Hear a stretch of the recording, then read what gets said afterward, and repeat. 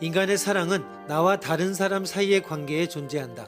사랑은 이런 두 감정 사이의 배타적 인정을 약속하는 것이다. 사랑의 표현 방식 가운데 하나인 성, 섹스 역시 둘 사이의 감정을 어기거나 지킴으로써 관계를 돈독하게 하거나 파괴한다. 이렇게 사랑과 성은 사회성을 갖고 있다. 사회성은 인간 자의 정체성을 형성하는 데 영향을 준다. 그렇기 때문에 사랑과 성은 인간과 인간으로 구성된 사회와 떨어질 수 없는 관계다.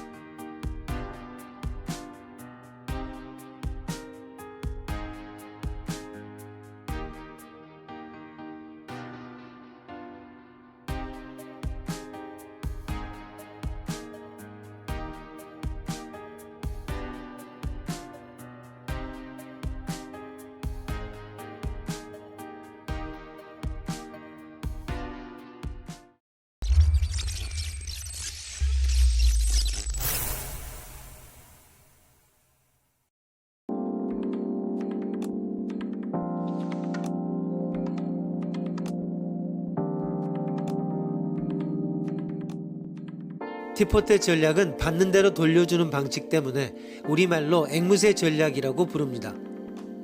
전략 게임 경기에서 매번 우승한 전략이면서 좋은 사회를 만드는 전략으로 꼽힙니다.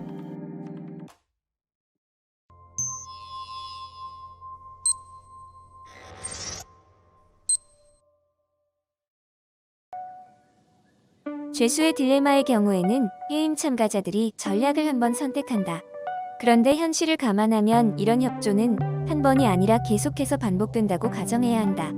반복을 전제로 최선의 전략을 겨루는 경기가 있다. 최고의 전략은 받는 대로 돌려주는 전략이다. 이 전략은 단순하다.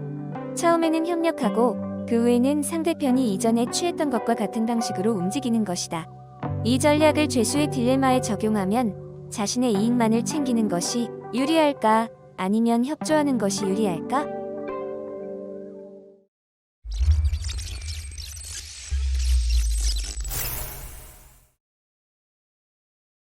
첫째, 모두 협조하는 개체 집단에서는 모두가 잘 지내게 될 것입니다.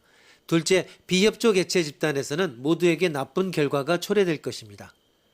셋째, 집단에 속하는 개체 중 일부는 협조적이고 일부는 비협조적일 경우 협조적 개체들은 다른 개체들이 비협조적 행위를 하는 것을 발견하자마자 협조하는 것을 그만두는 한 계속해서 좋은 결과를 누릴 수 있습니다. 비협조 개체와 협조 개체가 상호작용하게 되는 경우 처음에는 비협조 개체가 협조 개체에 비해 더 좋은 결과를 가질 수 있습니다. 협조 개체는 협력을 하기 위해 목전의 이익을 포기하는 반면 비협조 개체는 그렇지 않기 때문입니다. 그러나 그것은 단지 처음 만났을 경우에만 해당합니다. 길게 보았을 때 안정된 집단의 경우 이러한 이득은 별 차이를 가져오지 못합니다. 집단에 속하는 개체 중 상당 부분이 협조 개체인 한 협조 개체는 두 번째 만남 이후에는 다른 협조 개체들과의 조우에서 비협조 개체보다 더 좋은 결과를 누릴 수 있습니다. 그들은 협동의 산물을 수확할 수 있는 반면 비협조 개체는 그렇지 못하기 때문입니다.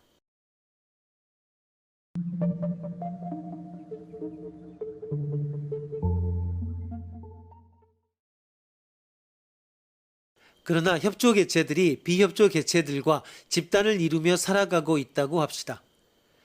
이때 협조 개체들이 자신의 행동에 보답하는 다른 협조 개체와 그렇지 않은 비협조 개체를 구별하지 않고 무차별적으로 친절하게 행동한다면 비협조 개체는 상당히 큰 이득을 볼 수 있습니다. 그들은 아무것도 되돌려 주지 않으면서 다른 개체의 협조 행위로부터 이득을 봅니다. 좋지 않은 순환이 시작된 것입니다. 애초부터 비협조 개체의 수가 적었을 것입니다. 그러나 이제 그들은 협조 개체보다 더 높은 비율로 번식하기 시작합니다. 점차로 협조 개체는 다른 협조 개체를 만나기 힘들게 되고 협력을 통해 이득을 얻을 수 있는 기회도 줄어듭니다. 결국은 협조 개체들이 집단으로부터 완전히 사라질 것입니다. 협조 개체들이 상대편이 비협조적이라는 사실을 깨닫는 즉시, 즉 그들이 사기꾼이라는 사실을 알아채는 순간 협조적인 태도를 버리면 비협조 개체들은 협조 개체를 착취할 기회는 점점 줄어들게 됩니다. 만약 집단 중 일부가 받는 대로 돌려주는 방식으로 행동한다면 사기꾼들을 물리칠 수 있습니다. 그러한 사회는 물론 낙원일 수 없습니다. 사랑과 친절이 더 이상 아무 거리낌 없이 제한될 수 없기 때문입니다. 그러나 비협조적 개체들이 지배하는 집단에서보다는 모든 개체가 훨씬 높은 삶을 누릴 수 있습니다. 만약 비협조 개체들이 집단의 주류를 이루고 있으면 어떻게 될까? 과연 바람직한 순환이 일어날 수 있을까?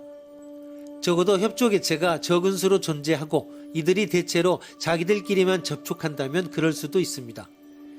비협조 동물들은 대체로 다른 비협조 동물들과 교류할 수밖에 없을 것이므로 좋은 결과를 누릴 수 없게 됩니다.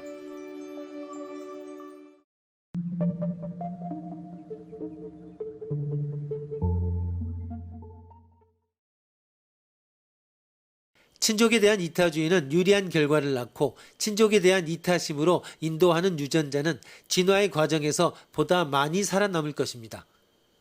아마도 협동은 이러한 뿌리에서 발견되어 나왔을 것입니다. 이렇게 보면 협조적인 개인 집단의 초기 구성원은 혈연 관계를 맺고 있었을 것으로 추정됩니다. 처음 발생한 협조적 행동은 그러한 협력은 협력의 결과로 인해 협력하지 않은 사람들보다 더 나은 상태에 있게 된 안정된 집단이 존재하는 한 퍼져나갈 것입니다. 이것은 놀랄만한 결과입니다. 티포텟 전략을 채택함으로써 우리는 바람직한 방향으로만 순환을 촉진시킬 수 있습니다. 적절한 조건이 주어지기만 하면 받는 대로 돌려주는 행태는 비협조 행태를 제거할 수 있습니다. 반면 비협조 형태는 받는 대로 돌려주는 행태를 제거하는데 많은 어려움을 겪을 수밖에 없습니다. 받는 대로 돌려주는 전략은 그렇지 못한 전략들을 밀어낼 수 있고 충분히 그 전략을 택하는 방향으로 사람들을 고무시킬 수 있는 전략입니다. 티포텟 전략은 사람들을 협력하는 방향으로 유도합니다. 그리고 그렇지 못할 경우에는 반격을 가함으로써 벌을 줍니다. 이 전략에 하나 더 추가되어야 할 것은 용서의 전략입니다. 상대방이 자신의 잘못을 깨닫고 협력의 방향으로 돌아오길 원하는 경우에는 용서를 해주는 것입니다. 티포텟 전략은 추가된 용서의 전략을 통해서 더욱 완성도를 높일 수 있고 더 나은 보수를 기대할 수 있을 것입니다.